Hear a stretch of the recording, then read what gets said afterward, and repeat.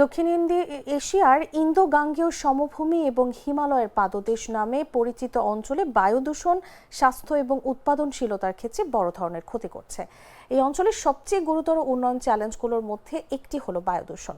এই অঞ্চলে প্রায় 1 বিলিয়ন মানুষ অস্বাস্থ্যকর বায়ু শ্বাস নেয়। প্রতি বছর প্রায় 10 লাখ মানুষ অকাল মৃত্যুবরণ করে। বৃহস্পতিবার বিশ্বব্যাংকের ঢাকা অফিস থেকে পাঠানো এক বিজ্ঞপ্তিতে তথ্য জানানো হয়েছে।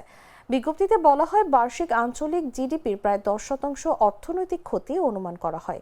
এই অঞ্চলে বায়ু দূষণ বেড়ে গেছে, ফলে ঝুঁকিতেও রয়েছে বাংলাদেশও। বাংলাদেশ, ভুটান, ভারত, নেপাল এবং পাকিস্তানের কিছু অংশকে বায়ু দূষণের মূল উৎস হিসেবে দাবি করেছে বিশ্বব্যাংক।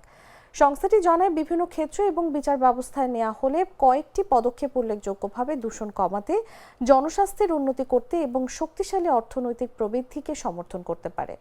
বিশ্বব্যাংক জানায়, বাংলাদেশ, ভুটান, ভারত, নেপাল এবং পাকিস্তানের কিছু অংশ নিয়ে গঠিত IGPHF দেশগুলো বায়ু দূষণের মূল উৎস।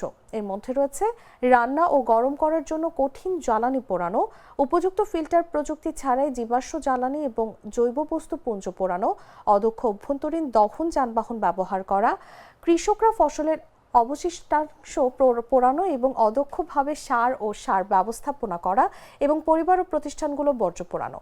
এসব কারণে এসব অঞ্চলে বাড়ছে দূষণ।